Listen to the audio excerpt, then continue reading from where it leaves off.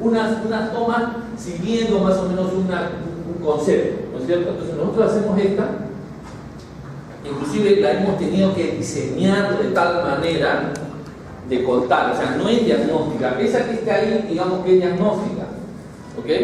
Inclusive es posible tener 3 partes, cerebro y cervical, y hasta 3 partes se pueden unir, ¿ok? Pero lo que nosotros hacemos es tipo survey, o sea, no demora mucho, lo colocamos directamente al paciente, ¿ok?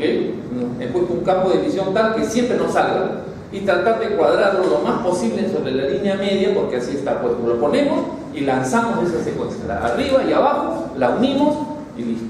¿Okay? Entonces, como tenemos estas primeras tomas, entra un coronal. ¿Para qué? Para que las tomas verdaderas, ¿okay? Las coronales, puedan ser alineadas. ¿Okay? Tengo una buena toma coronal y sobre esas van las sagitales. Una vez que tengo por lo menos una buena sagital, sobre esas van las axiales. Y las axiales, ok, hay 2 maneras de trabajar, ok, 2 maneras de trabajar. Una, después volvemos a esto, una es tomar un bloque en las axiales o hacerlo por discos, ok, es por discos. O sea, antiguamente, como no teníamos los estudios volumétricos actuales, ¿ok? Hacíamos corte de 2D siguiendo cada disco en su dirección. Y también la coronal, también, o sea, no solamente lo seguía en la angulación donde está el disco, sino también en la parte coronal, porque el disco podría estar en otro disco. Ya tengo las 2 direcciones y puedo seguir el disco intervertebral en los 2 planos. En las sagitales hay que tratar de agarrar todo el borde, ¿ok? Y si los cuerpos vertebrales de esta persona es más grande, hay que tratar de introducir el tecnólogo, si no, como digo, ¿cómo trabajan? 11 cortes, o 10 cortes, o 9 cortes. Oye, le ponen los 9 cortes. Padre, su vértebra es más ancha este paciente. Por eso trabajamos nosotros, si no, o sea, que un día va a entrar la inteligencia artificial y vamos a quedar sin trabajo. Los radiólogos lo tenemos. O sea, donde pones 1, 2, 3 puntos cualquiera y la máquina va a reconocer. Eso se llama inteligencia artificial, ¿no? Entonces, tenemos que adecuarnos a cada paciente. Entonces, como digo, no sé si me pierden las cosas. Bueno, más adelante lo veremos. Los cortes me llama la atención si yo veía dos cosas.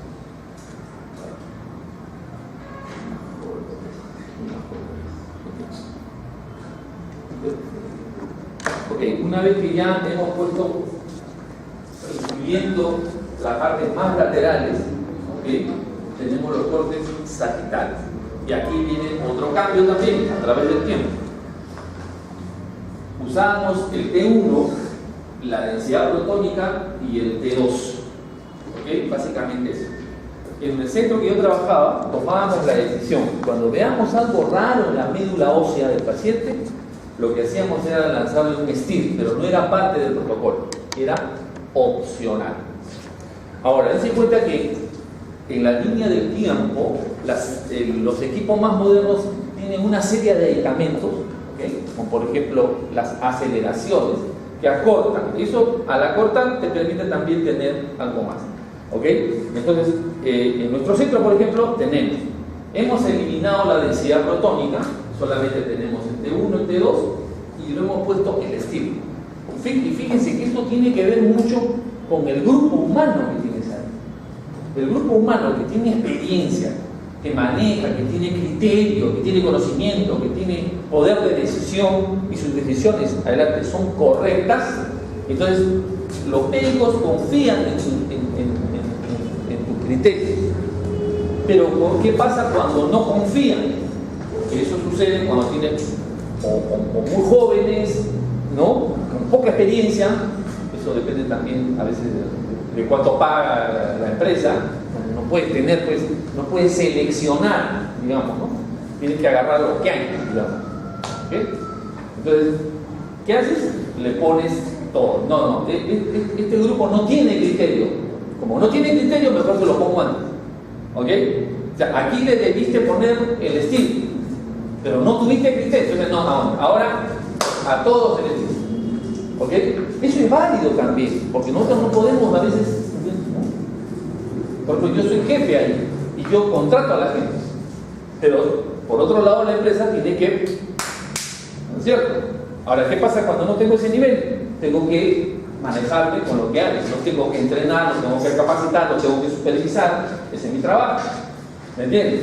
Lo otro es que sucede también, ¿no? Hay empresas que dicen, no, a mí traen solamente tops, o sea, yo de cero quiero comenzar full, a full, ¿ok? Del primer día quiero comenzar bien, entonces me trae a especialistas, ¿okay? Gente ya recorrida, con experiencia, que ponen el precio y ahí se sobrepone. Entonces uno tiene que estar listo con el material que tiene, que sería bueno que todo te caiga del cielo, a veces no tiene, ¿ok? Eso no quiere decir que no hagas cosas.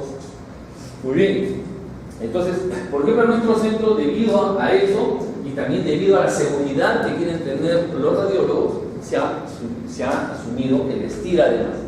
Claro, se ha sacado la densidad protónica y se ha puesto el T1, el T2 y el STIR. ¿Ok? Como pueden ver ustedes, hay una lesión en la médula ósea, es una contusión ósea, o puede ser algún tipo de lesión que se hace evidente en el STIR.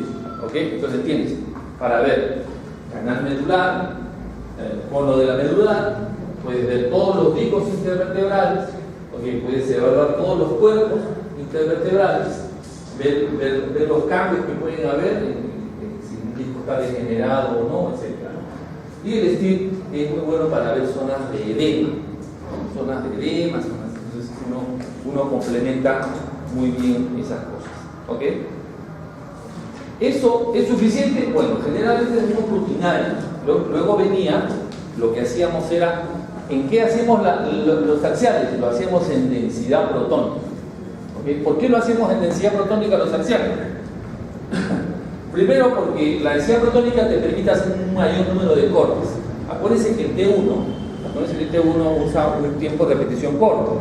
Al tener un tiempo de repetición corto, te permite menos cortes. En cambio, teniendo brillante en la densidad protónica de todas maneras la grasa, eso me hace que ponga más cortes. ¿Okay? ¿Y por qué la grasa? Ahora vamos a explicarle por qué. Cada cosa tiene un razonamiento, digamos, ¿no es cierto? Muy bien. Algunas cosas, porque vamos avanzando en la parte técnica y también en la parte, digamos, fisiopatológica. Fíjense, acá tengo que el hueso no se ve en resonancia, ¿ok? Pero acá tengo la grasa del hueso que se llama la médula ósea. La médula ósea en un paciente adulto prácticamente es médula amarilla. ¿Qué es médula amarilla? Prácticamente grasa. ¿Qué es la médula roja? Prácticamente líquida. Ahora, eso no quiere decir que en ciertas zonas, en ciertos pacientes puedan tener partes de médula ósea amarilla y partes de médula ósea roja.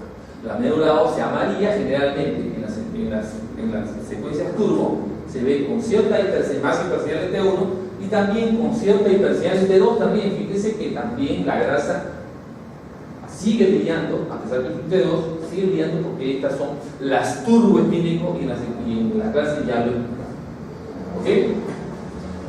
Los discos intervertebrales los veremos más o menos brillantes de acuerdo a la cantidad de agua. Generalmente en el STIR o en el T2 se ven brillantes los discos intervertebrales en la medida que tengan líquido, que estén hidratados. Cuando pierden líquido, pierden altura y se ven oscuros. En ese momento se dice que es degenerado. Líquido cefalorraquídeo se ve hiposeñal en T1, se ve hiperseñal en T2. Y debemos, en los pacientes normales, digamos, vamos a ver parte del cono de la medular, entre más o menos de L1 y T2. ¿Okay? La médula en su cono, en su parte final. Luego se continúa el filum terminale o también las raíces nerviosas que van a continuar. Okay. Esta zona que vemos muy brillante, fíjense acá, las zonas que son muy brillantes de grasa, es la grasa epidural dentro del canal raquídeo. La grasa epidural. Luego viene la meninge y luego viene el canal raquídeo propiamente dicho dentro con líquido cefalorraquídeo. La densidad protónica antes nos permitía poder ver sea, que no sature la parte anterior y posterior con respecto a esto, porque acá a veces se veía muy negro y no puedo evaluar esta parte del disco, acá lo veo muy negro y acá brillante y no puedo ver los detalles. Entonces, por eso se usaba antiguamente esta secuencia de densidad protónica que prácticamente ha sido eliminada. Eso no quiere decir que vamos a hacer otro recurso. Tenemos el STIR, en este caso, T1, T2 y el STIR.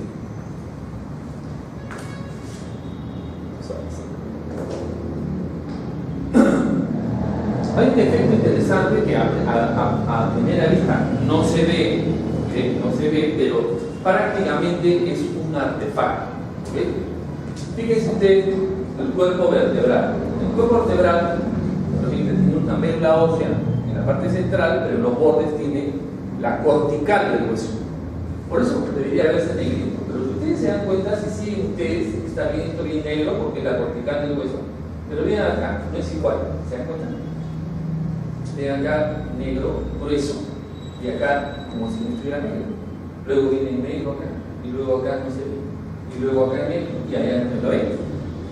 ¿Se ve? ¿Ok? Si es el cuerpo vertebral, debería verse o todo así o todo como esto. ¿Ok?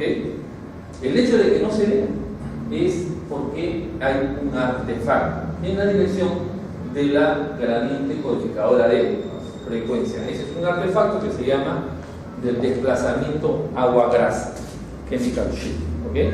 Lo vamos a ver más grande. ¿Lo notan ahora? ¿Okay? Un borde grueso y un borde delgado. Un borde grueso y un borde delgado. ¿Okay? Eso es determinado por este artefacto. Bueno, sucede que los electrones pues también participan, como hecho que el campo magnético electrónico tiene una gran influencia sobre los núcleos de hidrógeno llamados protones dentro de una molécula. Por ejemplo, en la molécula de agua el oxígeno es muy electronegativo y es como si le moviera, es como si, digamos, los protones tuvieran su sombrero para protegerse del sol o de la lluvia, qué sé yo, ¿no? Tuvieran un paraguas. Pero dentro del compuesto agua, el oxígeno es como si le quitaran las paraguas. ¿Ok? Entonces, expone más a los núcleos de hidrógeno del agua que el oxígeno, ¿no? Expone más al campo magnético externo. Este concepto es interesante, me voy a detener en esto porque me interesa que conozcan las bases, ¿no? Fundamentales de las cosas. Y que más decir, este es un tumor, ¿no? Que es información. Muy bien. Esto lo van a ver, ¿han visto espectroscopía? ¿Han visto? La clase de espectroscopía que han hecho todavía, ¿no? Respondan pues. ¿La difusión han visto? Se han visto. Perfecto. ¿Okay? Muy bien. Entonces creo que yo tengo que editar esa espectroscopía, pero vamos adelantando. O sea, el comportamiento magnético del núcleo de hidrógeno, que es del núcleo del átomo, está también influenciado por el comportamiento magnético de los electrones. ¿Ok? Muy bien. Entonces, ¿plumoncito tienes?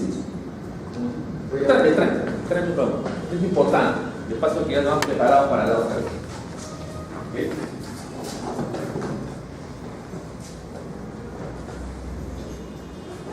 En la espectroscopía, como digo, los electrones tienen que ver en el comportamiento final.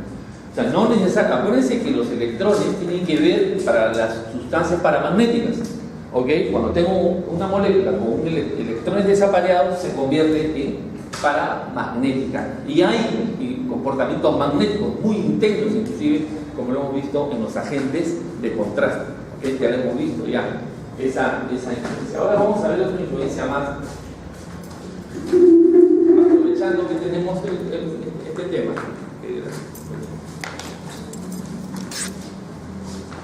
¿Se acuerdan ustedes de la ley de Lenz? ¿Se acuerdan? Sí, yo siempre abrigo la esperanza de que cuando yo diga algo, digamos, algún fenómeno, siempre abrigo la esperanza de que ustedes se van a ir por lo menos a Wikipedia. O sea, esta ley de ley no me queda claro, ¿no es cierto? Porque no podemos desplayarnos en todo, ¿no es cierto? Pero siempre tengo la esperanza de que van a llegar, ustedes ¿ok? O sea, normalmente dentro del orbital, ¿no es cierto? En el orbital están los electrones, ¿no es cierto? En un solo orbital hay para dos electrones. Entonces uno viene con su flechita para acá y el otro con su flechita para allá. Esos son los espines, pero están dentro, no están desapareados, están ahí adentro. ¿Ok? Ay, perdón. Hacemos rápido. ¿Ok? Entonces es como si tuviéramos aquí dos imancitos que están dando la vuelta. ¿Se dan cuenta? Bueno, dos imancitos, dos cargas eléctricas, una corriente que está dando vuelta. Entonces cuando está dando vuelta acá, ¿ok? Ellos generan, como son una corriente que generan, un campo magnético. Con la influencia del campo magnético externo, ¿ok? Ellos generan un campo magnético, ¿ok? Pero ese campo magnético va en contra del campo magnético principal, o sea, su sentido es en contra, ¿ok? Si este quiere tirarte para arriba, ellos tiran para abajo, en contra, se oponen. Entonces, al oponerse, si yo mido localmente, que es lo que vengo a decir, o sea, un paciente dentro del cilindro del equipo de 1.5 Tesla, si pongo algo dentro de ese equipo, y yo me mediría, le meto una cuña ahí adentro del hígado del paciente y lo mediría cuánto campo magnético hay, debería teóricamente ser 1.5 Tesla, teóricamente. Pero sabemos que hay influencias en su cuerpo y es probable que por determinadas circunstancias aquí mida un poquito más, mida 1.5 Tesla o mida un poquito menos de 1.5. A eso se llama el campo magnético local. ¿Ok? Entonces, el campo magnético local se ve afectado. Entonces, cuando yo tengo esta corriente dentro de las moléculas y yo le pongo un campo de 1.5 Tesla, como estas corrientes van en contra y yo a este nivel, cuando mido voy a medir 1.5 Tesla y un poquito menos, ¿no es cierto? A eso se llama el campo magnético local. ¿Ok? Esto lo vamos a ver en espectroscopía, pero fíjense lo interesante que es. Fíjense que cuando yo estoy sometido a 1.5 Tesla, ¿cuál es mi frecuencia de precesión? Más o menos. ¿Cuánto? Uno que me diga. No, 1.5 Tesla. Aproximadamente 63 MHz. ¿Está bien? Ahora, si tú estás sometido a un campo mayor de 1.5 Tesla, ¿ok? ¿Cuánto es tu frecuencia de precesión? Digamos, 126. Si es 64, sería 128, para redondear.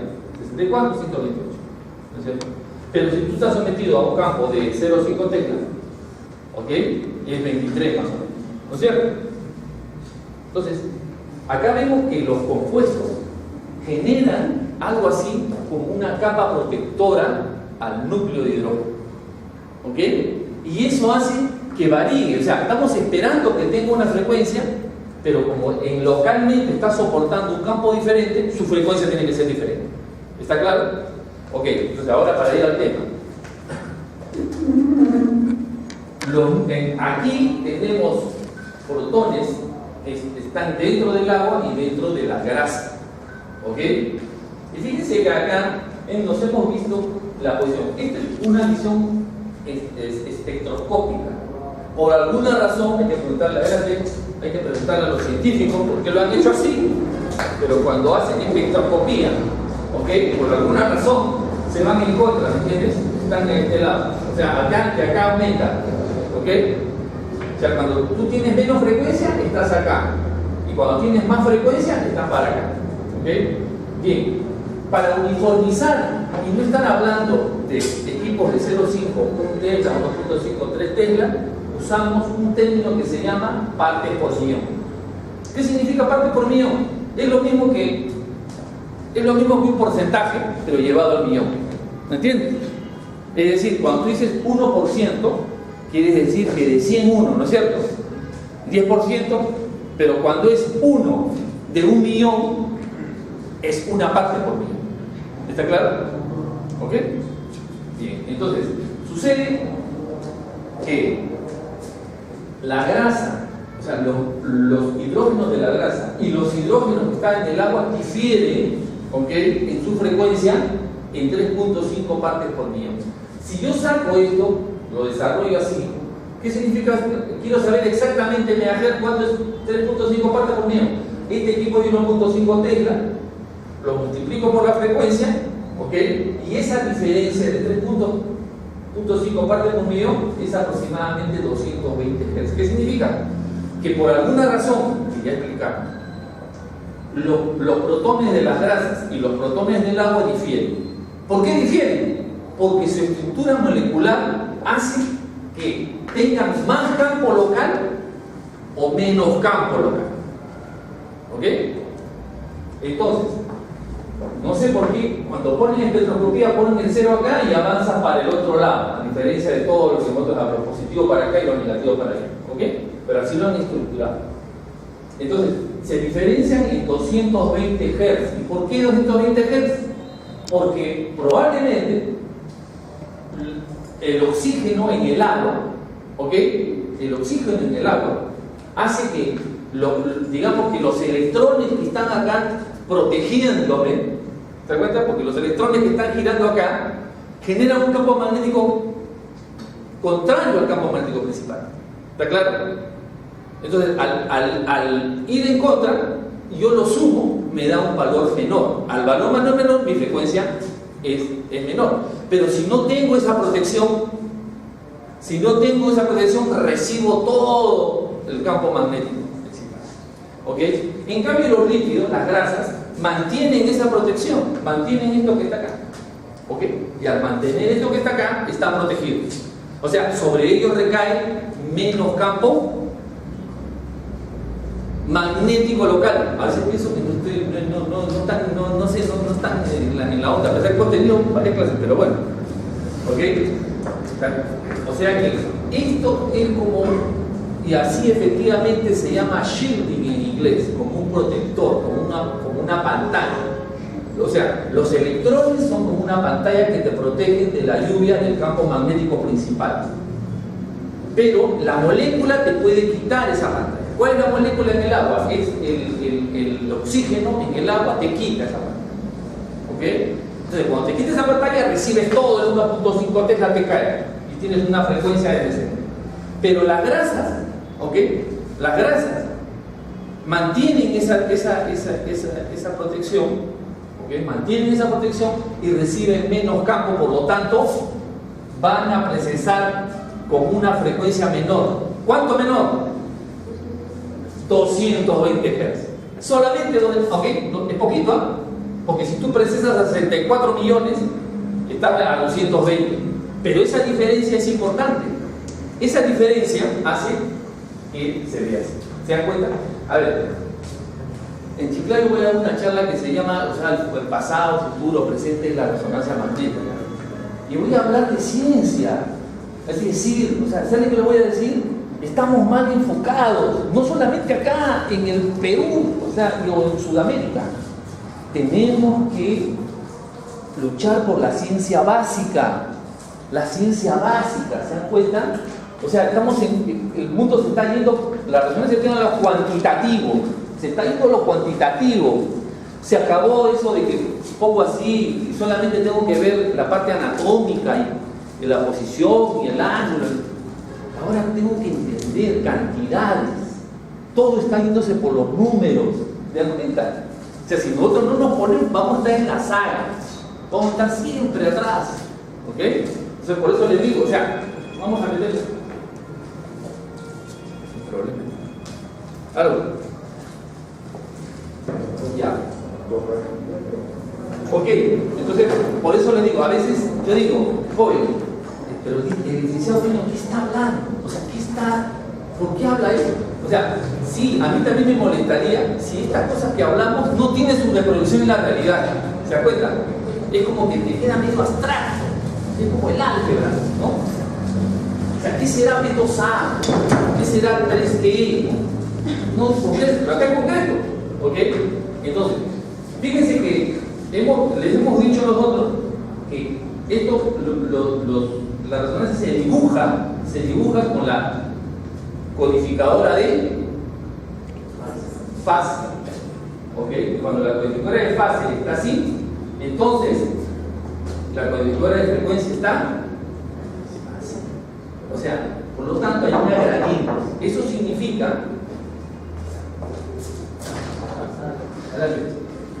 significa que hay una gradiente que va de abajo hacia arriba. ¿Qué significa? Que en una parte o abajo hay alto campo y arriba hay bajo campo, o arriba hay alto campo y abajo. ¿Ok? Entonces, las moléculas de agua y de grasa empiezan a acomodarse de acuerdo a su frecuencia.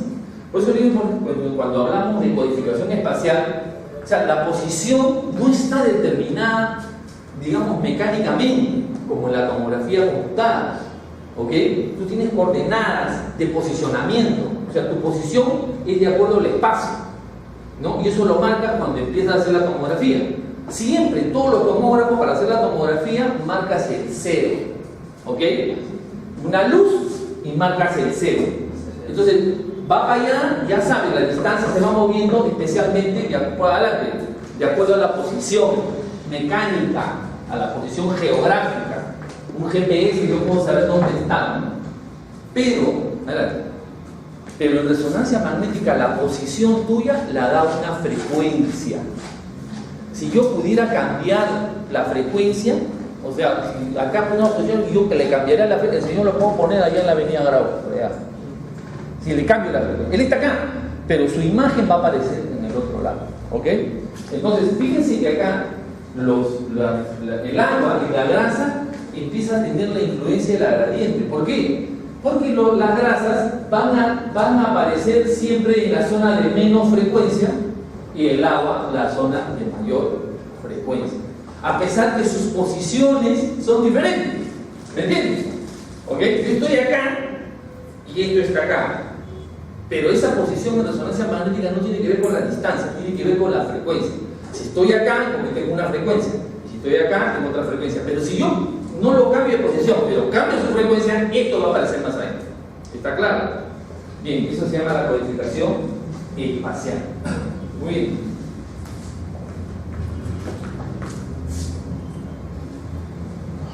Solamente quiero decirles que, si bien es cierto, la grasa es como si tuviera un solo valor, acuérdense que, digamos, los lípidos tienen muchas moléculas, pero estamos tomando el radical que tiene mucha más intensidad, que son estos dos.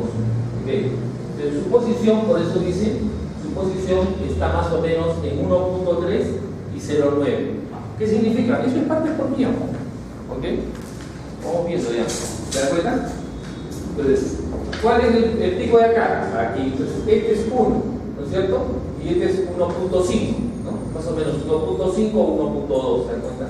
Entonces, el agua está 3, 4, más o menos entre 4 y 4.5 está el agua.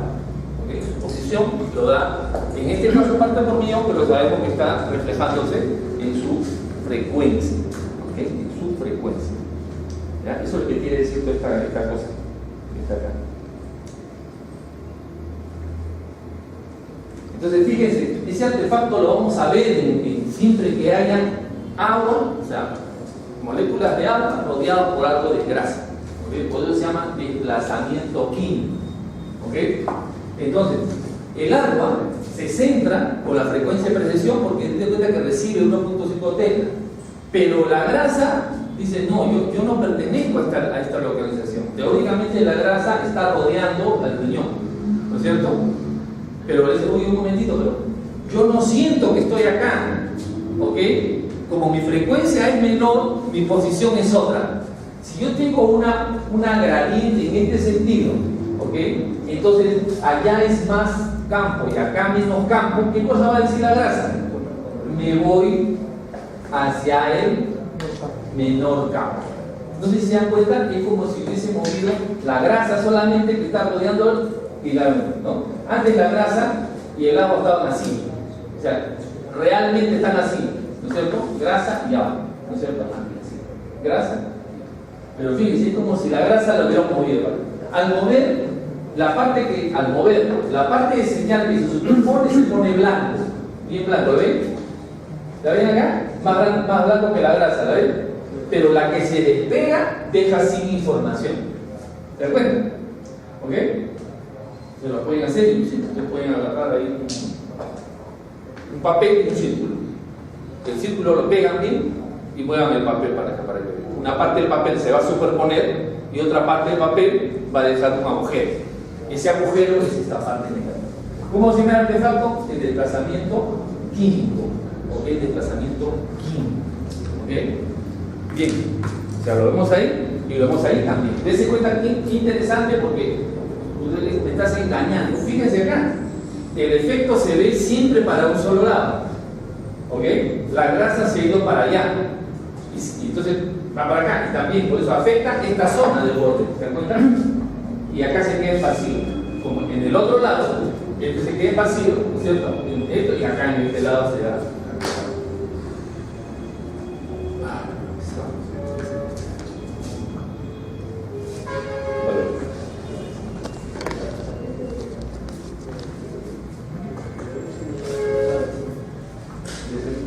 Ya, ¿qué pasó?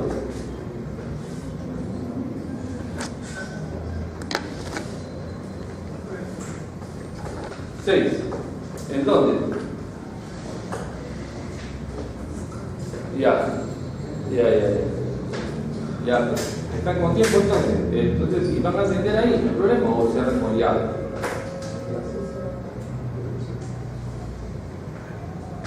Ya, ojalá que nos pues ya, ahí nos encontramos. Ya. Bueno, tengo que volver otra vez. ¿Ya? ¿Está claro? Bien. Ahora, ¿cómo se minimiza esto? Cuando la gradiente es más intensa, para que vean qué importante es eso, o también cuando el ancho de banda es mayor. Entonces, esto es lo que decíamos. Entonces, normalmente, antiguamente, como sea, hacíamos solamente cortes 2D, ¿ok? Centramos porque teníamos que ahorrar el tiempo, ¿ok? Cortes de 3 milímetros, 4 milímetros alrededor de los picos intervertebrales. ¿Okay? Porque no teníamos, o sea, 2D solamente aquí. ¿Okay? Y entonces lo hacíamos en densidad protónica. ¿Para qué? Para diferenciar los nervios con respecto al espacio epidural. ¿Se ven los nervios? Este es el saco dural o el líquido cefalorraquídeo. Este es el espacio epidural. Acá está una raíz y acá hay otra raíz que ya está saliendo, ¿okay? Rodeada de grasa. O sea, como el espacio epidural es grande, busco alguna secuencia que me contraste con los nervios. Por eso usaba la densidad protónica. En esas épocas usábamos el spin echo, ¿ok? Todavía no teníamos las secuencias turbo. Pero ¿qué pasa? Ahora tenemos, cuando salieron las secuencias turbo, solamente salieron en 2D. Pero al poco tiempo, todas las casas comerciales empezaron a trabajar con las secuencias turbo spin echo, pero en 3D, de tal suerte que cuando queríamos hacer volumetría, o sea, cortes muy finos, usamos las eco gradientes. Pero se impusieron luego las turbo. ¿Qué tienen las turbo? Las turbo tienen que hacen brillar la grasa. Por eso van a ver ustedes que ahora yo le voy a poner un bloque a todo y luego puedo hacer reconstrucción. Entonces, en nuestro centro ya no usamos cortes individuales de disco, sino le lanzamos un solo bloque de 3D de la columna en axial. Y con eso uno puede ir cambiando la dirección, ¿ok? Entonces, ahora todas las casas comerciales tienen estos bloques de cortes finos, muchas de ellos isotrópicos. ¿Qué significa isotrópico? Igual que en la tomografía computada, lo isotrópico es un boxe, es un cubo, ¿ok? La matriz entre el field of view te da 0,6, por decirte, de área, 0,6 de área, y el corte de 0,6 te hace un cubo. Cuando es un cubo, puede hacer reformaciones multiplanales, ¿ok? Cada casa comercial ha sacado un sistema parecido. El cubo, ¿okay? Que no tiene acrónimo, pues de General Electric, Vista, Pauling hizo otro turospineco acquisition, Hitachi tiene ISO FCS, el Canon usa 3, el Siemens le llama Space. Todo lo que tenga turboespineco en 3D, ¿okay? Tiene ese nombre. Entonces, que esta división ha sido volumétrica en sagital, y a partir del corte sagital tengo esta amarilla que sería esta reconstrucción y esta que sigue el disco, como pueden ver ahí. ¿Okay? Nosotros siempre se ve mejor la secuencia en la dirección. Si yo quiero reconstrucciones axiales, es mejor hacer axiales. ¿Okay? O sea, un volumen axial y con ese volumen axial puedo cambiar la dirección. ¿Okay? 3D fase espineco en todo lo, entonces ya no necesito hacer por espacio, por cada uno. O sea, con el bloque ya puedo hacer reconstrucción. ¿Okay? Como en el caso, por lo que esta rodilla está hecha con un 3D fase espineco y es un solo volumen de la rodilla, pero puedo usar todas las direcciones, todas las deformaciones que yo quiera. ¿Okay? De tal suerte que ya no necesito seguir el disco intervertebral. ¿Okay? Ahí estoy siguiendo todo lo que me da la gana, digamos. ¿Okay? Entonces, eso es lo relativamente nuevo. No es tan nuevo, pero digamos, lo estoy comparando con los inicios de la resonancia magnética en el país y estas evoluciones que ha ido teniendo. Aquí se ve el ligamento cruzado anterior, que puedo ver otra angulación, lo puedo volver coronal, lo puedo volver axial, como en este caso, ya coronal, lo puedo volver axial, etc. Eso lo puedo hacer cuando tengo una adquisición que se llama isotrópica y submilimétrica. ¿Okay? Con eso puedo tener esto. ¿Okay? Si quieren ahorrar tiempo, lo pueden hacer un poquito más grueso que isotrópico y eso ya lo pueden ir manejando. ¿Okay? Muy bien. ¿Qué otras cosas más han venido?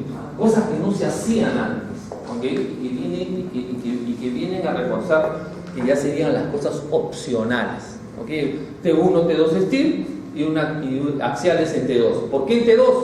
Porque es turbo T2. Y el turbo T2, ¿qué hace? Hace brillar la grasa de todas maneras. Hace brillar los líquidos y hace brillar la grasa. ¿Ok? Entonces, por lo tanto, hemos quedado con volumétricos en T2. Eso no quiere decir que en algunos centros puedan seguir trabajando tradicionalmente. Todo depende de cuán avance tengan. Mis equipos pues tienen 2 años y medio. Entonces están como que con lo último que hay, ¿no? Ahora, como tener un equipo que es 8 años, 10 años de atrás. Entonces tienen que a veces adecuarse con lo que hay. ¿Ok? Y a veces es importante, porque yo tengo una antena receptora y transmisora del cerebro. Y es un poco estrecha. Y me tocó un paciente con acromegalia, o sea, no cerraba la antena. ¿Okay? La antena cierra con unos broches acá. ¿Okay? ¡Pra! Si no cierra, no puedes hacer. No te va a dar señal. ¿Okay? Dice una cabeza así. Pero yo tenía ahí en el stock una antena. ¿Okay? Una antena que se llama la famosa jaula, la jaula de pajaritos. ¿Okay? Que es como un cilindro con unas barritas. ¿Ok? Entonces con eso y estaba ahí, y lo usa el ingeniero para hacer las calibraciones con el pantón. ¿Ok? Porque como es redondo y es abierto, un cilindrito, pone el pantón. Entonces no podía cerrarlo, y el tecnólogo me dice, no puedo. ¿Qué pasa? Problema. Saca esa antena de él y le puse la otra antena. Es una antena de cuadratura que se llama. Es como si tuvieran 2 antenas pequeñas. Las otras tienen como, me parece que tienen 8 canales, ¿no? Que tienen muchas más pequeñas antenas, pero lo único que había que hacer era duplicar el tiempo de adquisición. Pero logré hacer el examen. ¿Se dan cuenta cómo? Imagínense que si no tuviera eso, yo tengo que agenciarme de algún modo, ¿se dan cuenta? O sea, lógicamente esa antena me daba menos señal, pero ¿qué hacía que tiene? Darle más señal. Lógicamente me iba a atacar con el tiempo, pero no terminaba de hacer el examen a ese paciente. Muy bien. Últimamente se ha adecuado para la columna y para diferenciar las metástasis, las fracturas por metástasis, con respecto a las fracturas por osteoporosis, una secuencia que se llama en fase y fuera de fase. ¿Ok? Y que son englobadas en un método que se llama el método Dixon. ¿Ok? Tiene una utilidad. Entonces, debido a esa utilidad, cuando tengamos un paciente que es añoso, que tiene un cáncer de próstata y empieza a aparecer dolores por aplastamiento vertebral, tengo que determinar si es por la osteoporosis o si es por metástasis. Y a veces se ve muy parecido en la resonancia. Por eso ha entrado a tallar una nueva secuencia y por eso la vamos a estudiar rápidamente. Fíjense que más que hablar de la columna, estoy hablando más de la parte de... porque si no, no puedes tomar decisiones. ¿Ok? Fíjense ustedes, acá son las 6 de la tarde y acá son las 12 de la noche. O sea, debido a que giran dentro de 360 grados el minuceo y el horario, el minuceo y el horario tienen diferentes velocidades. ¿Ok? Al tener diferentes velocidades, es lógico que en algún momento van a coincidir los dos apuntando a la misma dirección. O en algún momento van a estar exactamente en puntos contrarios.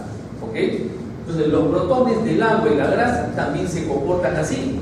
Acuérdense que tienen una diferencia de 220 Hz. Eso quiere decir que en un voxel en algún momento van a estar juntos y en algún momento van a estar opuestos. Entonces, bajo esa premisa se ha desarrollado unas secuencias que se llaman en fase y fuera de fase. ¿Ok? Fíjense, en algún momento los protones del agua y la grasa van a encontrarse aquí, o sea, sería en fuera de fase. Y exactamente después de 2.2 segundos voy a tener, en 4.4 segundos están en fase. ¿Ok? Entonces puedo tener una imagen en los momentos, poniendo un tiempo de eco de 4.4, me dará una imagen que se llama en fase, que se parece a las secuencias normales. O sea, a la secuencia del T1, en ese caso. ¿Ok? O puedo hacerlas también con 2.2, justo cuando están acá. ¿Ok? Y esa se me hará fuera de fase. Entonces, en los lugares, ¿ok? En los lugares donde haya una localización microscópica de la grasa, se va a eliminar. ¿Ok? O sea, si yo tengo un boxer donde hay la mitad de grasa y la mitad de agua, esa se elimina. ¿Ok? Porque están opuestas. Su señal se elimina. En un boxer donde haya solo agua, no se elimina. En un boxer donde haya solo grasa, no se elimina. ¿Ok? En un boxer donde haya el 90% de agua y el 10% de agua, se comporta como el 90%, perdón, 90% de agua y 10% de grasa, se va a comportar como agua. Donde haya grasa, el 90% en ese bote y hay 10% de agua, se va a comportar como grasa. Si tengo aproximadamente el 50%, se elimina. Por eso es que da este aspecto que se llama de tinta china. ¿Ok? Esto finalmente es un artefacto en fuera de fase. ¿Por qué? Porque en los bordes artificialmente va a haber agua y va a haber grasa, la grasa peritoneal.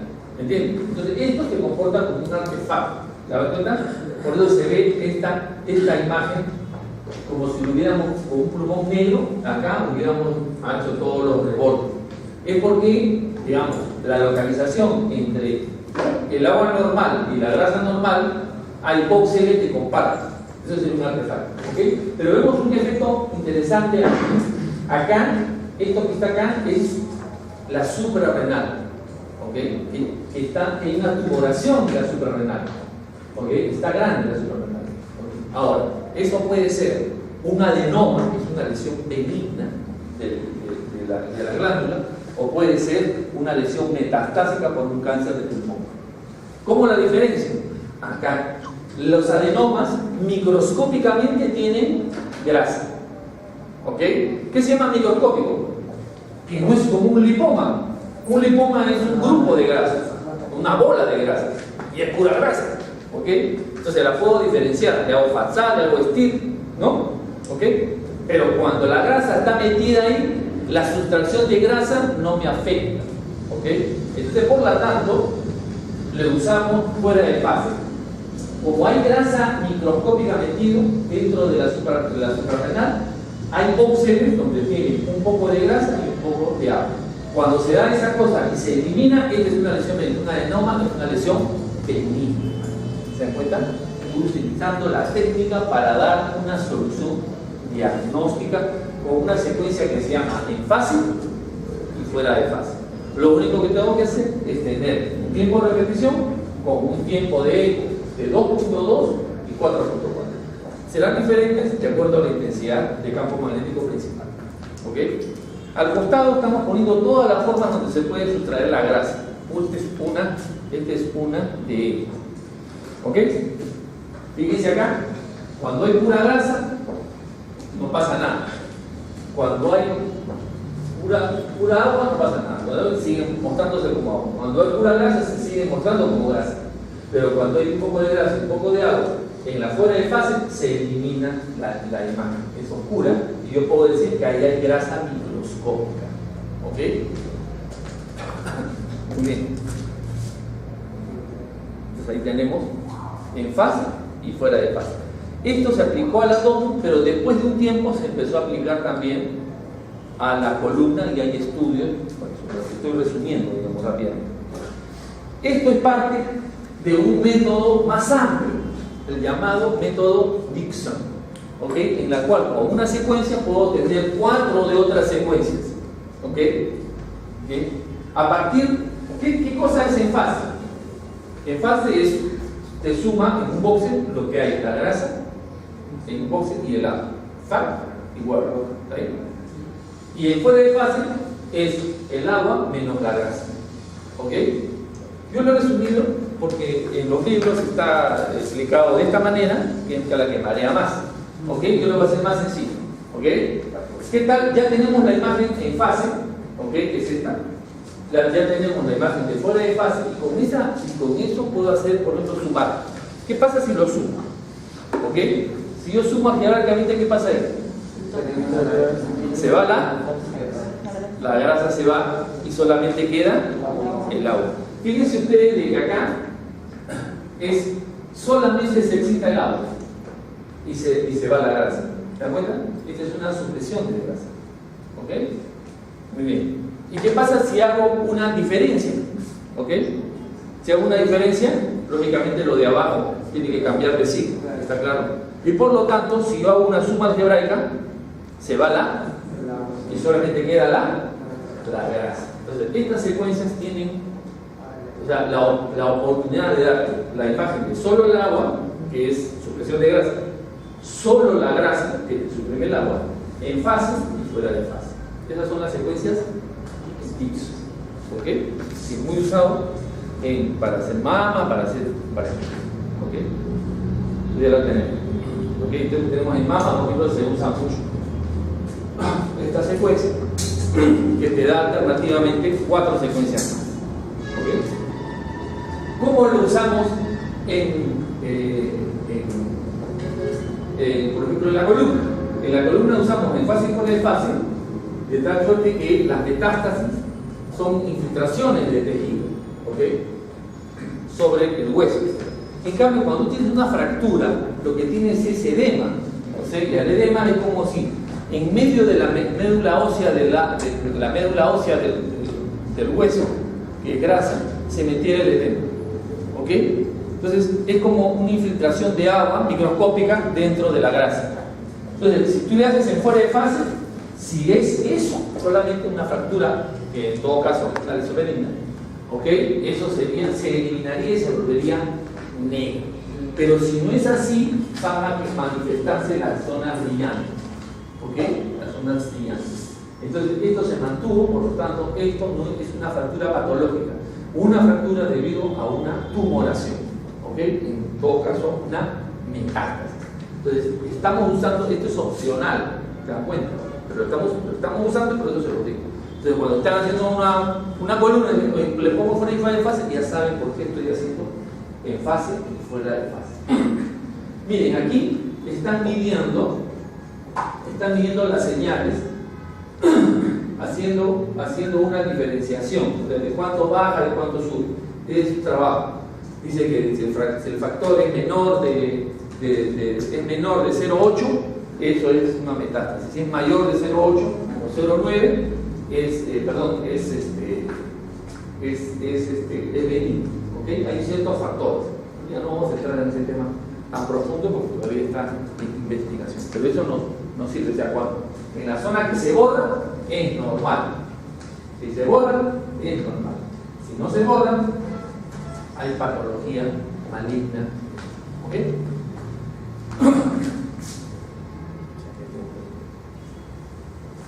Acuérdense que hay varias formas de eliminar la grasa, ¿ok? Hay formas muy sencillas, ¿ok? Pero que nos generan desventajas. ¿Cuál es la desventaja? A veces no satura bien. Las más sencillas son las espectrales. Hay varias de ellas, en las cuales a cualquier secuencia, por ejemplo esta, le pones, exprime la grasa, ¿ok? Selectivamente, y ahora queda un T1 sin grasa. ¿Te das cuenta? También puedo poner un T2, puedo poner cualquier secuencia y solamente le hago un check. Generalmente todas estas hacen lo que se llama una selección, una supresión selectiva espectral. ¿Ok? O sea, ¿en qué se basa? En la diferencia entre grasa y agua, los 220 Hz, que es muy difícil, como hemos visto, que tiene desventajas. Por eso se han creado las TIC. Se dan cuenta que las TIC son secuencias, primero que son turboespinecos que soportan la susceptibilidad magnética, y segundo, no están suprimiendo la grasa espectralmente, la están haciendo matemáticamente. De tal suerte que no se afecta con la falta de homogeneidad de campo magnético. ¿Está claro? Bien.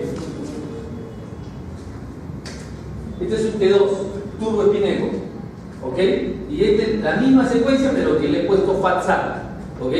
Es un check que le pones ahí en la máquina y te saca la grasa, ¿ok? Ha visto que hay una zona de acá, veo una zona de una fístula perianal que tiene este paciente. ¿Se dan cuenta? O sea, cualquier secuencia la puedo poner.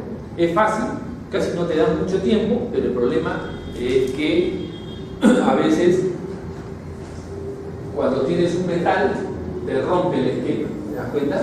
Es muy sencillo. Solamente le pones un pulso para la grasa. Antes de la secuencia le pones un prepulso, un pulso para la grasa. O sea, a la grasa, protón de grasa, protón de agua, pones para la grasa se cae al suelo. Ya no la encuentras y no la puedes excitar, porque está en el suelo. ¿Ok? Entonces, y después sueltas la secuencia normal, pero sale la secuencia normal, pero la grasa ya no se excita. La grasa ya se encuentra en el suelo.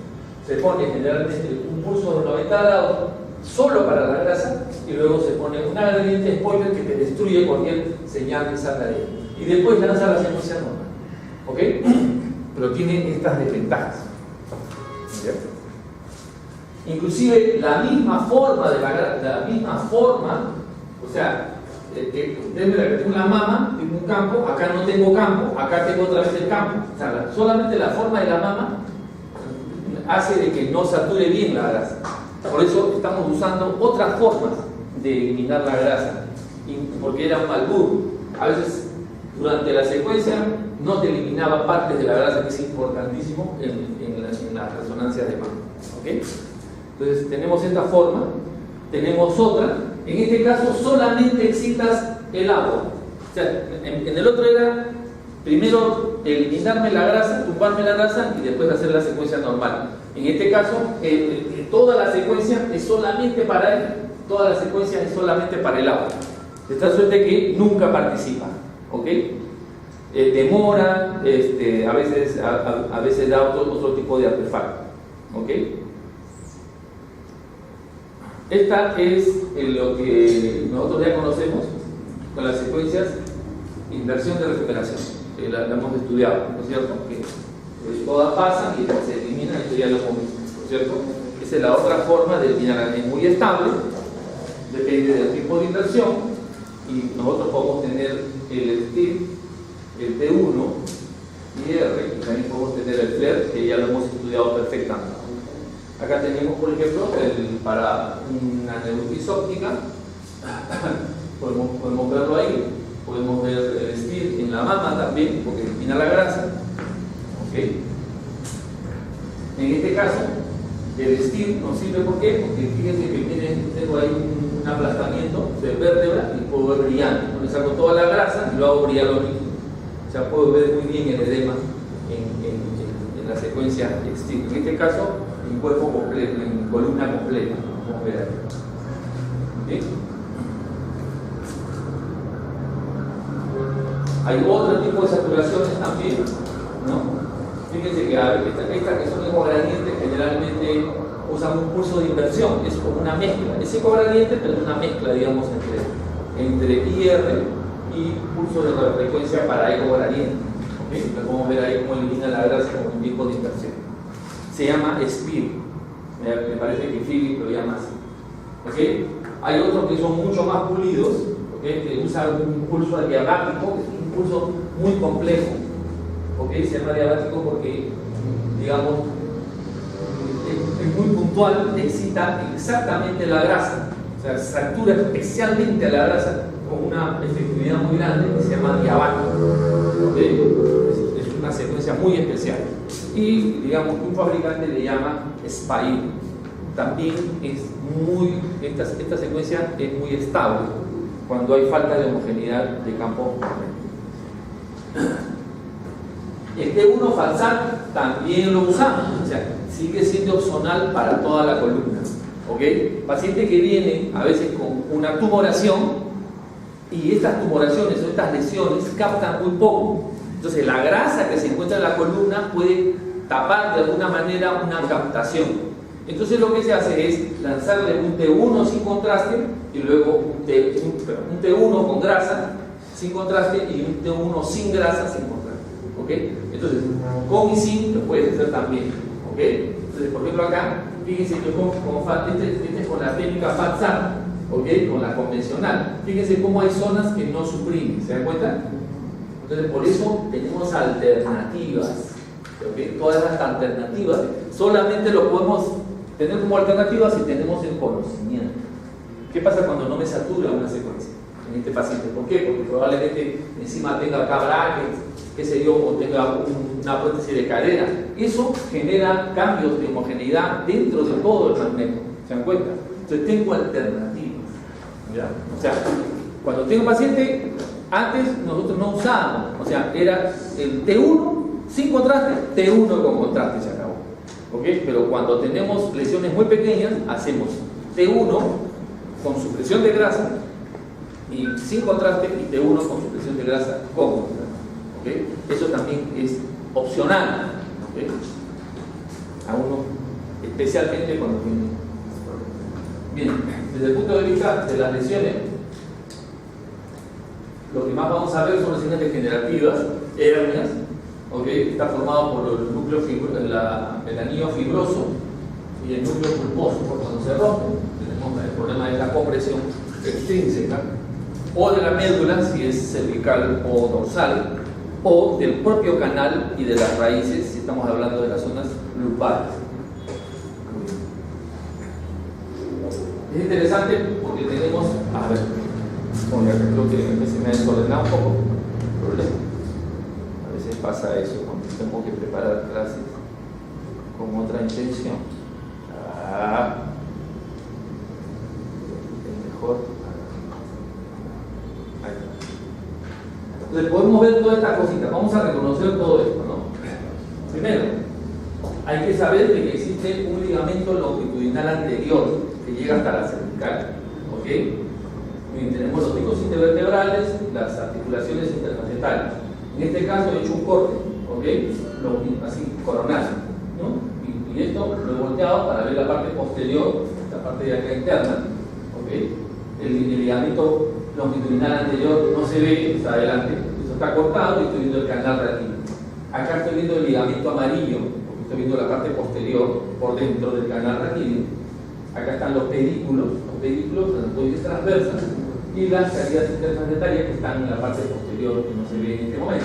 También vamos a reconocer el ligamento longitudinal posterior que está por detrás de los cuerpos vertebrales y que tiene unos recesos hacia los discos intervertebrales. ¿Okay? Ahora sí, vamos a separar esto.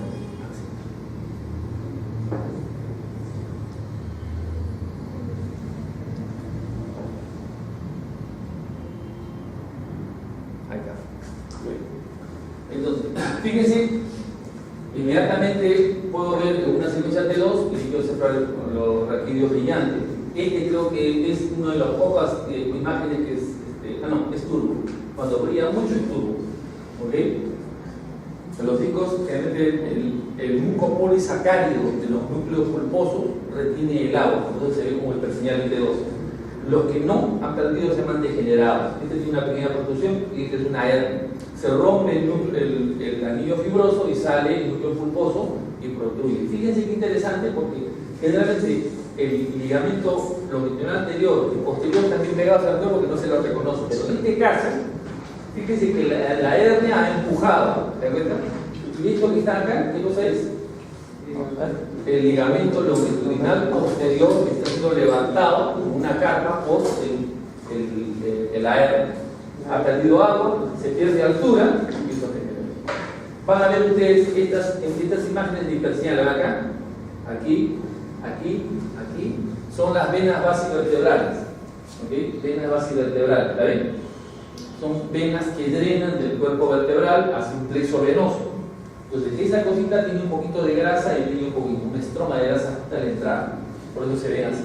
¿Okay? Esas son la salida de las venas basivertebrales. ¿Okay? Ahí la podemos ver en tomografía computada también. Esta zona de tipo de intensidad o densidad. ¿Okay? Y aquí la vemos en un corte esquemático. ¿Okay? La vemos. No todo es hernia. En la columna lumbar también, cuando pierde altura el disco intervertebral, las líneas de fuerza, hay un arco neural óseo posterior y uno anterior. La parte anterior están los cuerpos con los discos. Y en la parte posterior están las articulaciones interfacetarias. Cuando el disco pierde altura, se descompensa todo. Entonces las líneas de fuerza cambian y empiezan a poner más fuerza sobre las articulaciones interfacetarias, generando una hipertrofia de las articulaciones interfacetarias.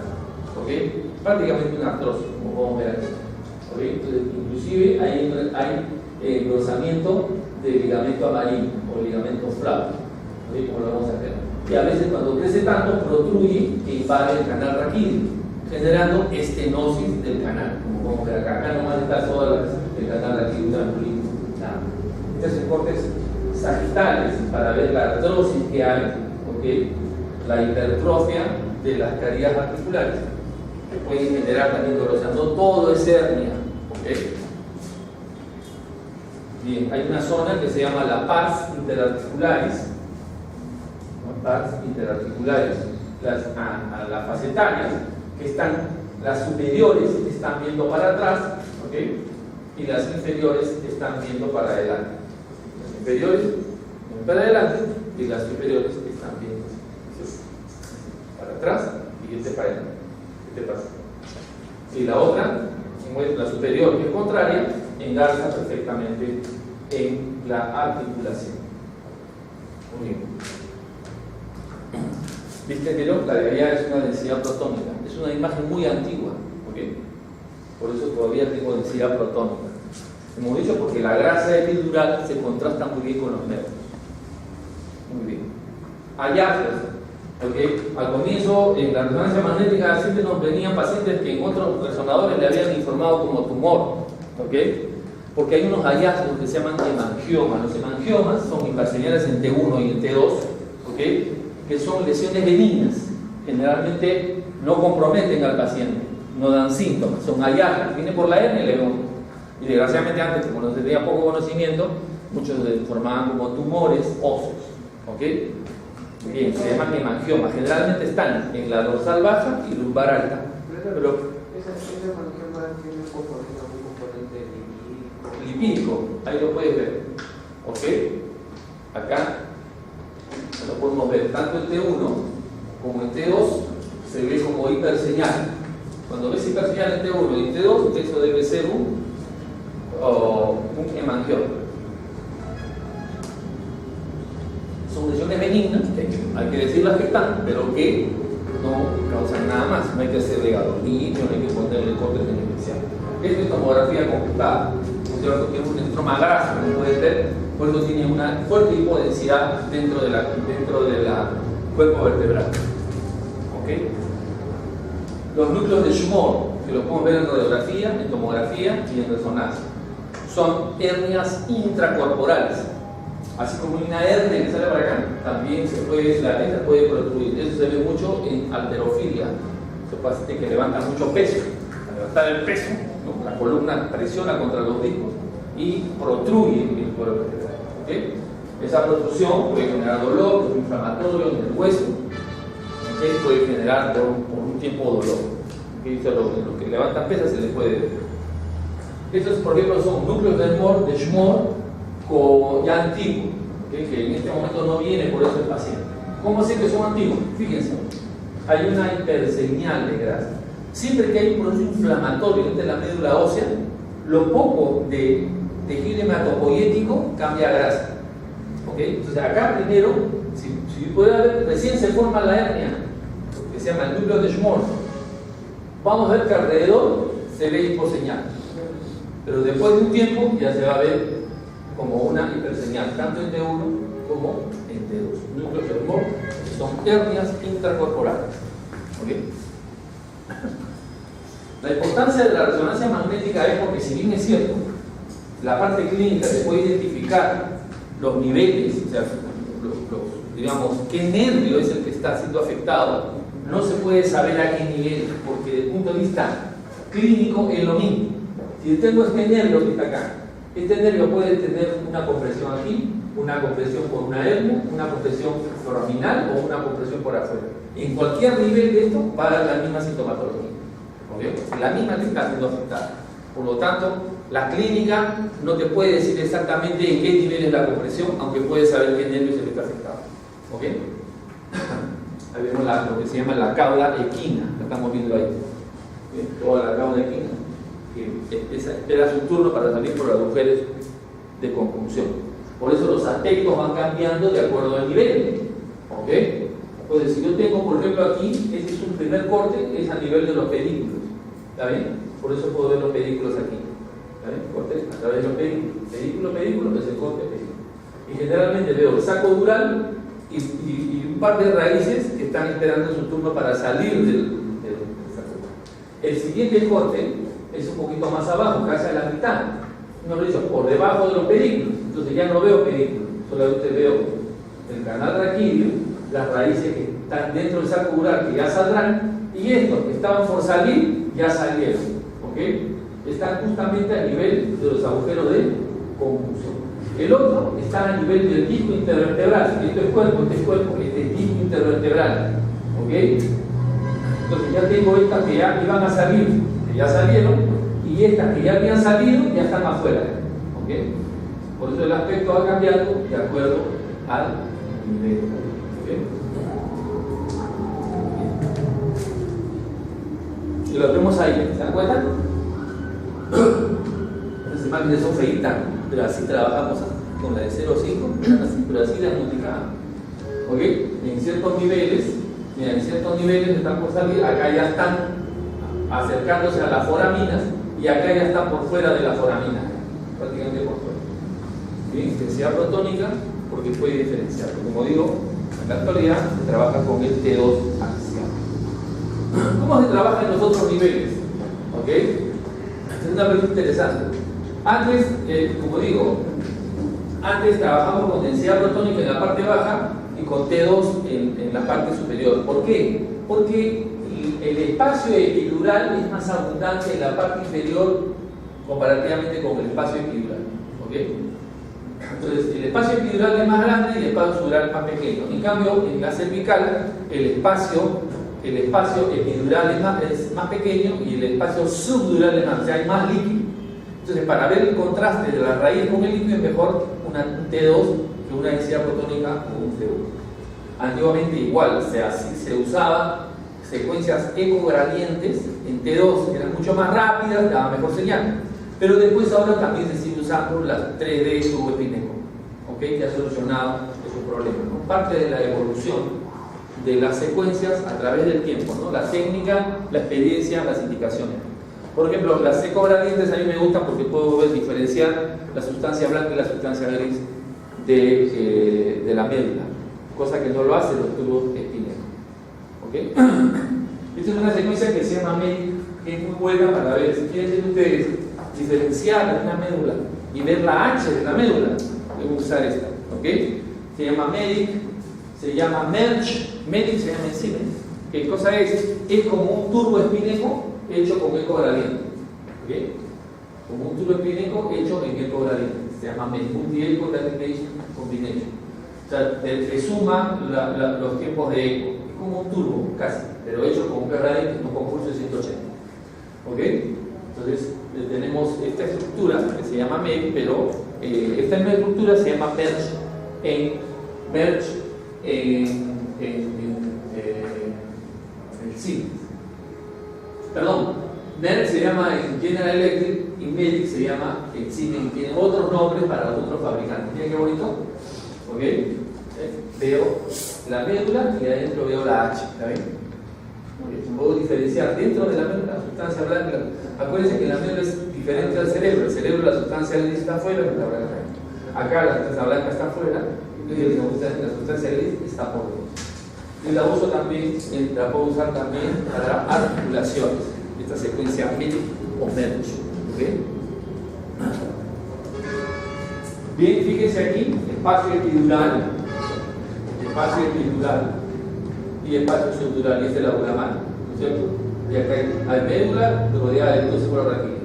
Acá hay vasos venosos y espacio epidural que básicamente es grasa. Esa es diferente, abajo hay más epidural que en la parte más superior. Entonces hay más subdural que epidural. ¿Okay? Vamos recordando y haciendo. Antiguamente trabajamos así, T1 decía protónica T2 y luego eco gradiente transversal T2. ¿Okay? Ahora estamos usando las 3 del turboespineco, tenemos que dar. Bien.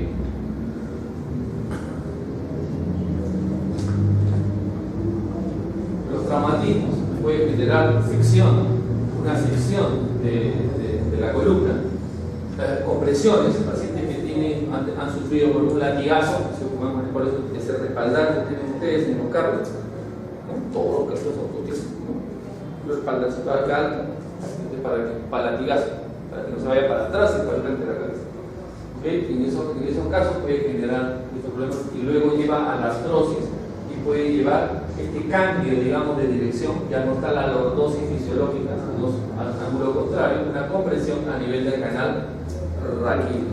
T2 te ve muy bien la médula y el encefalorraquídeo que lo rodea. Y también puede ver estas señales dentro de la médula. En este caso, este es un tumor extraxial, hay que ponerle este gadolíneo, puede ser un neurinoma, puede ser alguna lesión extraxial, capta muy intensamente el contraste, en este caso hay que ponerle gadolínio. Como digo, antiguamente no usábamos, solamente era de uno con contraste, sin contraste, ¿no? De uno con contraste.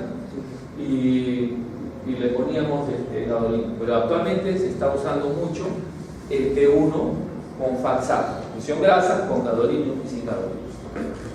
O sea, no les sorprenda una neurofibromatosis o un neurinoma por engrosamiento de los nervios periféricos.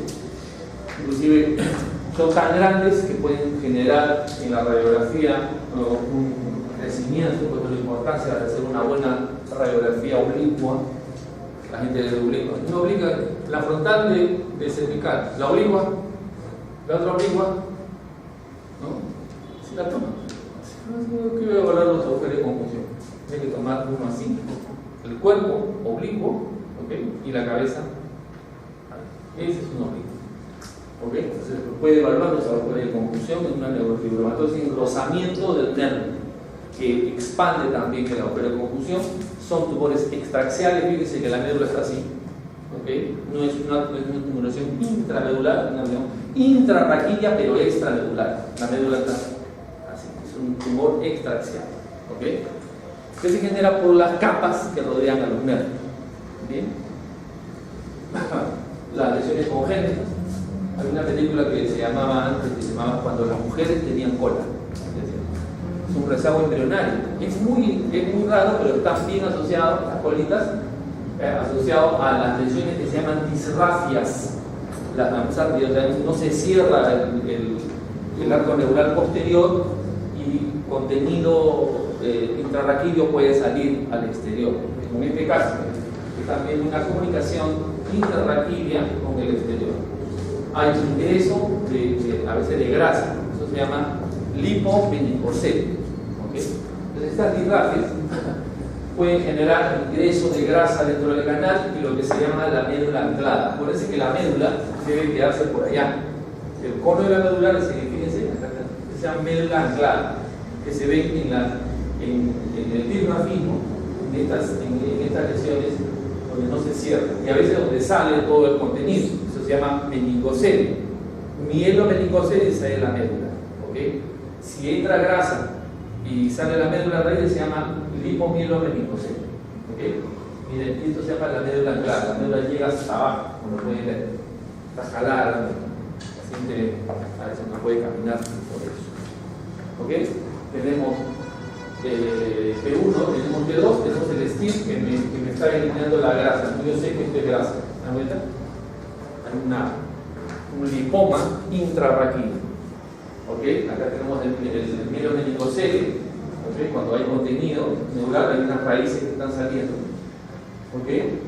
A veces solamente sale la meninge con litocefalorraquídeo. No sé qué sería el meningocele. ¿Se podría operar? Sí, se operan generalmente. Algunos van bien, pero los que tienen mielomeningocele, médula anclada, eso generalmente termina siendo operado. Desgraciadamente, acá tenemos otro. Fíjense cómo se ven las raíces que están saliendo. ¿La ven? ¿Ven? Las raíces. Son las raíces que están saliendo en la parte de afuera. ¿Ok?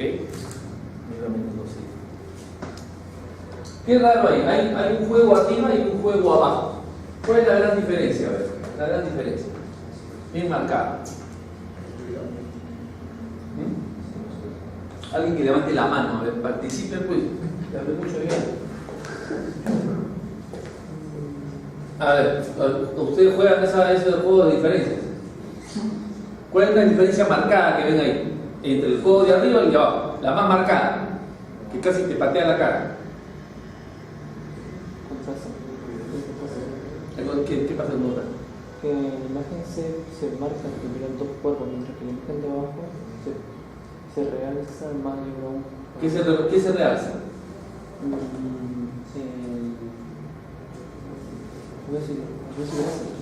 ¿Ah? Se suprime el agua.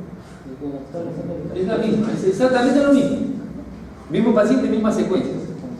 En un tiempo y en otro tiempo. ¿Qué es lo más marcado? ¿El hueso? El hueso. ¿Qué pasa con el hueso? Está bien pegado. Está bien brillante. ¿Ok? Está bien brillante. Eso es lo que van a ver ustedes cuando el paciente ha recibido radioterapia. ¿Ok?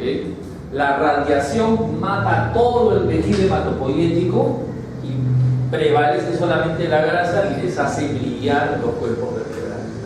¿Ok? Entonces yo puedo saber por qué. Porque el paciente tiene metástasis, una lesión metastásica y lo que hace es que le dan radiación. ¿Ok? Y luego de un tiempo baja un poco el tamaño del tumor, como pueden ver. ¿Se dan cuenta? Baja un poco el tamaño del tumor. ¿Cómo me dan cuenta? Porque se ve blanco, casi uniformemente blanco. Entonces, ¿por qué? Porque lo poquito que había de tejido hematopoyético te lo saca y te lo convierte en médula ósea completamente amarilla. Pura grasa solamente se queda el tumor. Bien. Bueno, hay lesiones intramedulares, lesiones extramedulares. Siempre que hay una lesión puede generar lo que se llama una siringomelia. Hay dos tipos de lesiones, la siringomielia y la hidromielia. La siringomielia es una cavitación dentro de la médula.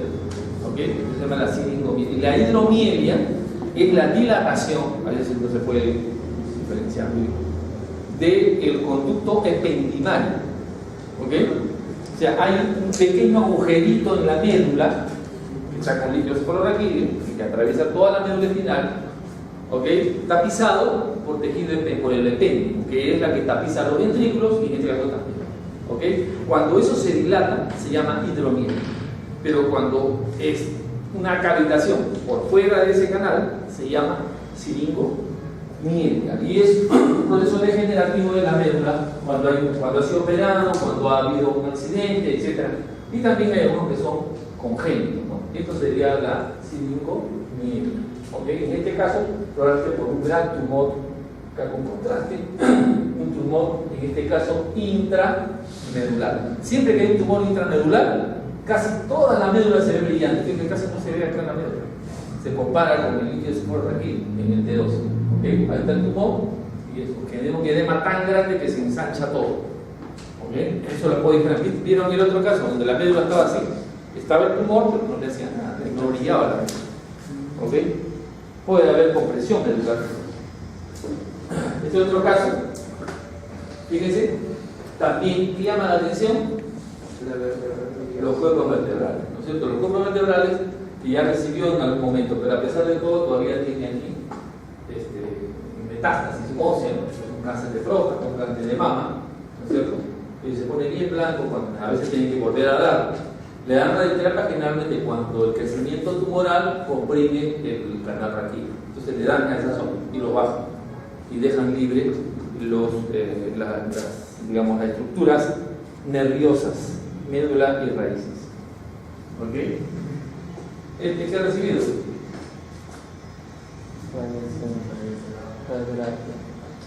Mucha metástasis y en una zona ha recibido, probablemente va a seguir recibiendo. O sea, antes tal vez tuvo una lesión por aquí, le dieron radioterapia y ahora aquí tiene otra. Probablemente van a tener que darle aquí radioterapia para bajar, porque esto está generando estenosis del canal raquídeo con presión medular. Entonces es una cosa paliativa, pero que el paciente puede dejar de caminar con eso. Cuadriparesia o cuadriplejía a esos niveles. ¿Ok? Esto ya lo mostramos. Estas son zonas que se llaman de malasia. Este paciente probablemente ha tenido un latigazo. Ese latigazo ha hecho que en un momento prácticamente golpeara la columna con la médula, de tal suerte que al arquearse genera unas zonas de infarto medular, y luego, como en el cerebro igual, los macrófagos se comen y dejan un agujero, zona de malasia. ¿Ok? Zona de malasia. Por una contusión antigua, en este caso. Y ven cómo cambió la curvatura de los cuerpos vertebrales. ¿Ok? ¿Cuándo usamos a un paciente que viene por operar una hernia? ¿Se operan a todos? No necesariamente, perdón. ¿Se pone gasolina a todos? No, generalmente dentro de los 6 meses. ¿Ok? ¿Por qué? Porque después de operado el paciente puede volver con los mismos síntomas. ¿Debido a qué? Debido a las cicatrices. ¿Ok? Una fibrosis. Entonces, ¿qué pasa? Lo que está haciendo se rompe el hueso, lo que se llama una laminectomía. ¿Ok? Se da todo, se rapa y se saca la parte de la hernia. Pero todo este cuchareo que hay de estos tejidos puede generar en el paciente una fibrosis, o sea que no cicatriza bien. Gente que tiene ahorita queloide, porque no cicatrizan bien ellos, ¿no? También pueden hacer. Dice que fíjense que en este caso no era una recidiva de la hernia, sino que había una fibrosis, tejido cicatricial. ¿Y cómo puedes determinar que sea eso? Con gadolino. Te pones el gadolino y se pinta dentro de los 6 meses. Después se fibrosa tanto que ya no pinta nada. ¿Okay? Entonces, más o menos los 6 meses, 7, 8 meses pueden poner el nombre para diferenciar entre que le haya vuelto a una nueva hernia o tenga eso. ¿Ok? ¿Ustedes lo vimos?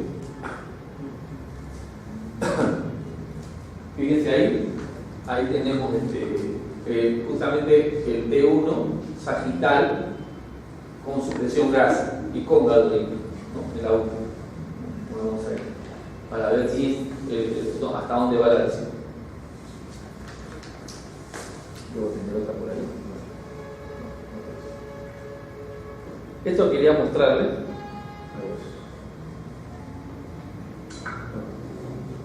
Esto quería mostrar.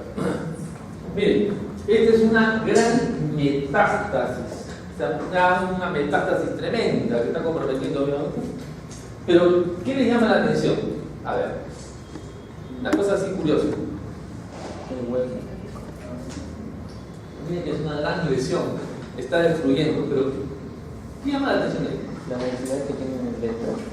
El tumor, está todo el tumor. Pero hay algo interesante. Dentro hay como concavidades, dentro hay como concavidades. Sí, que son necrosis. ¿Ok? Hay una cosa interesante, fíjense. ¿El cuerpo vertebral? ¿Qué es esto? Tiene la grasa. ¿Qué es esto? ¿El cuerpo vertebral? El cuerpo vertebral. Fíjense, el cuerpo vertebral. Es el cuerpo está destruido. El disco vertebral. O sea, a pesar de la gran destrucción tumoral, los discos están como flotando, ¿te das cuenta? ¿Ok? A lo sumo, este está siendo comprimido, pero como se dan cuenta mantiene su forma, o sea, prácticamente no se afecta por el tumor óseo, por la lesión ósea de la metástase. ¿Se dan cuenta?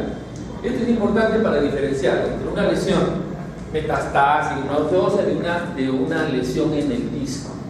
El disco generalmente, cuando se infecta, ¿okay?, se destruye. Cualquier lesión se destruye, una infección, eso se llama una espondilodicitis. ¿Okay? Cuando la infección entra a este nivel, entre el disco y la placa, ¿no?, el Staphylococcus aureus se mete ahí. Entonces, y lo primero que hace es destruir el disco y luego compromete ambos cuerpos vertebrales. A veces por el ligamento compromete otros cuerpos vertebrales, pero lo primero que se afecta es, o sea, diferenciar. Esto es muy aparatoso, pero este es un proceso infeccioso. Mira cómo lo diferencia, ¿no? O sea, cuando, a pesar de toda esa lesión que vieron, el disco no se afecta. Entonces, es una tumoración. En cambio, el disco se afecta, es una espondilodicitis. Y en este caso, te uno con supresión grasa para ver hasta dónde se va la infección, ¿no? El disco está completamente destruido. Se llama espondilodicitis, ¿okay? Una disitis. Es una infección. ¿Ok? Ahí viene el axial. ¿Qué error hay acá? Hay un error. El tecnólogo comete un error. Esto está bien, está con contraste de uno para ver hasta dónde se va la parte plana, etc. ¿Qué error ha cometido él? Movimiento. No.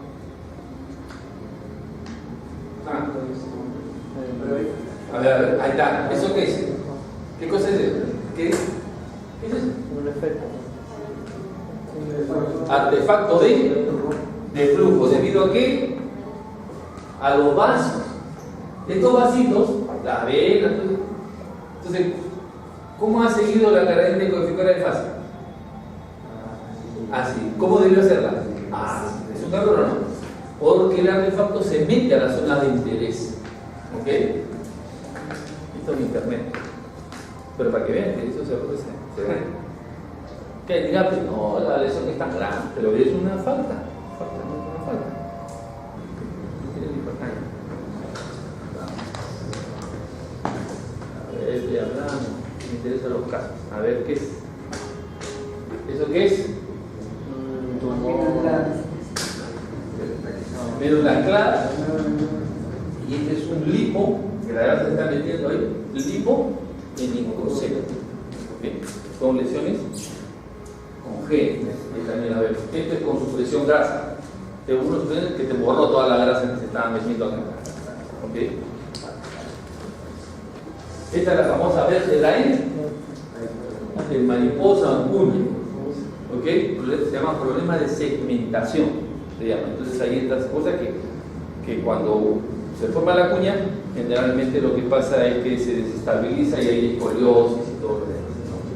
Vértebra de mariposa, patología congénita. La otra patología es la degenerativa. La degenerativa es por la edad del paciente, de los cambios que se dan en todos los ligamentos, en el disco, en todo. Pero ojo, estas pueden generar una compresión en la médula que el síntoma es igual que un tumor.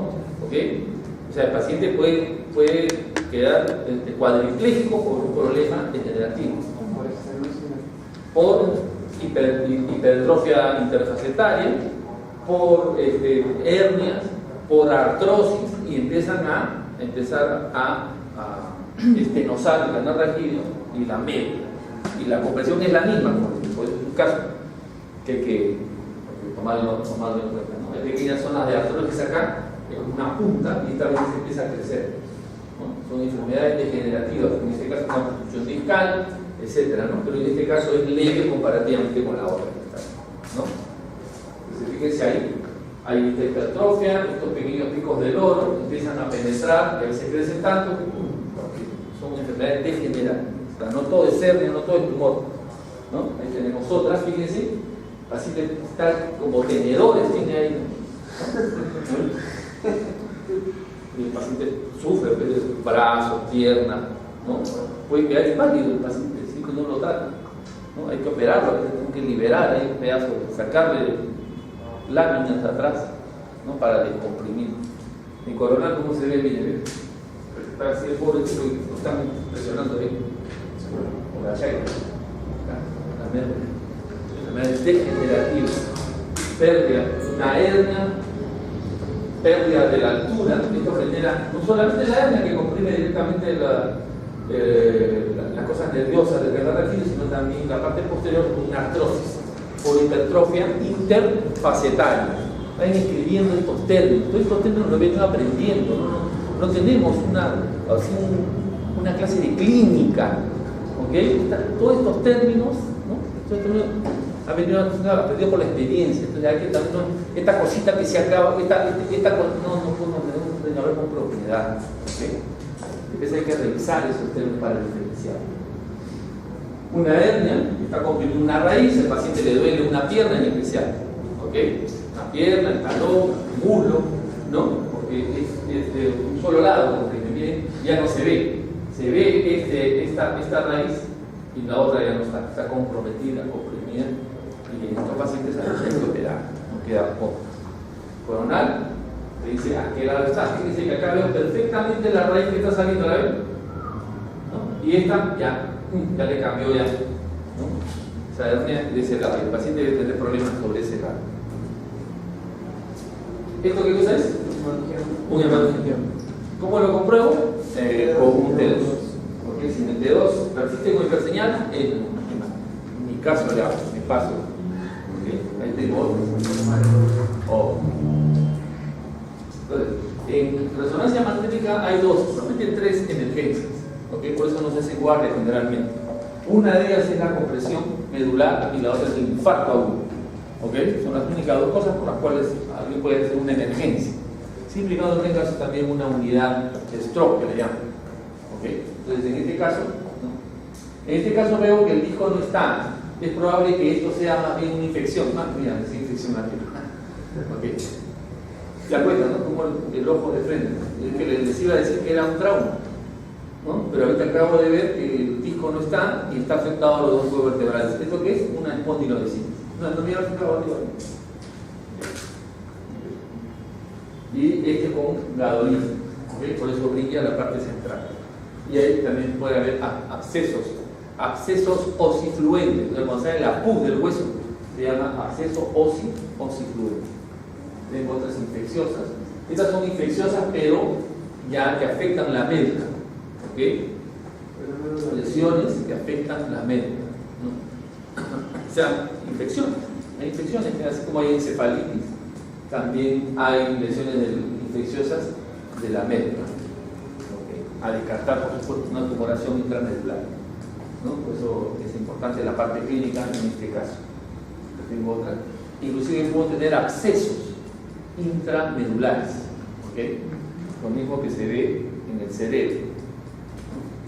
Una infección también en la columna dorsal. Fíjense, esta más bien, esta me parece que no es una infecciosa, pero realmente me parece que es algo que es muy común en el país. A ver, neurofibroma. Es una cisticercosis intramedular. ¿Ok? ¿Lo pueden ver? Ahí fue señalamiento. Mi prima la tenía.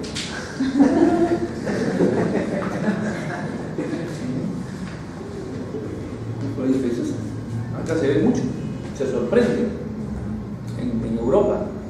Justamente mi jefe se fue a Viena y llevó unos casos de neurociencia. Cuando veo, se nunca habían visto. Son esas que están en cada corte, hay como luces, ¿no? Pero que se ven en la lengua, en el ojo, todos los músculos. Así hay diferentes acá. Okay. Tumorales, sobre acá al toque veo, como no hay mucha, como no hay mucha engrosamiento ni hiperseñal en la médula, esta es una lesión extra, puede ser un meningioma, puede ser un neurinoma, ¿no? Y generalmente, igual que en el cerebro, captan intensamente el cortal, ¿no es cierto? Y la vemos ahí, ¿ves? Y se dirige hacia el foramen, ¿no? Un neurinoma, ¿no? O sea, un tumor de las capas que rodean al nervio. ¿Okay? Ahí tenemos ahí otra vez extracción.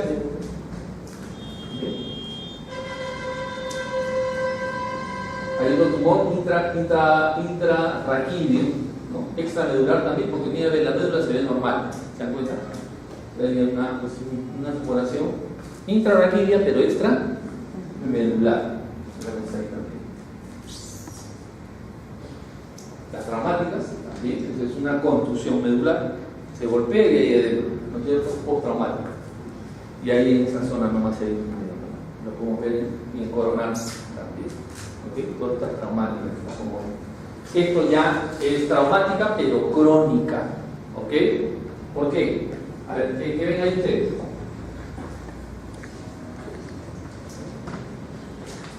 ¿Qué llama la atención primero? A ver, nomás saltan, bien ves. Vamos. Falta un huevo vertebral. No falta, sino que ha pasado. Hay una anquilosis, no fue fracturado todo, que comprometió el disco, la fractura, que se ha anquilosado. ¿Ok? Y el paciente ya se ha operado. Fíjense que acá tengo la fosa espinosa y acá no hay fosa espinosa. Ha sido descomprimido probablemente en algún momento, porque se hincha la médula, entonces lo que se opera para que tenga libertad. Bueno, tuvo la contusión y acá tiene una zona de malasia, está adelgazado, se atrofia la médula que se chanca, como lo ven ahí, porque hay vasos que se rompen y se queda sin oxígeno ni glucosa y se genera ahí una atrofia medular prácticamente, de uno. Y eso generalmente lleva a una siringomielia, ¿no? Una cavitación. Hay unos quistes que no revelan mucha importancia, que la podemos ver. Son quistes de Tarlov, me parece. ¿Okay? Unos quistecitos que se pueden ver. Esos quistes, digamos, no tienen implicancia clínica. Si la ven, no se dan muchas faltas. ¿Okay? Siempre y cuando sea hiposeñal entre uno e hiperseñal entre dos. ¿Okay? Muy bien. Muchas gracias. Todos retirando.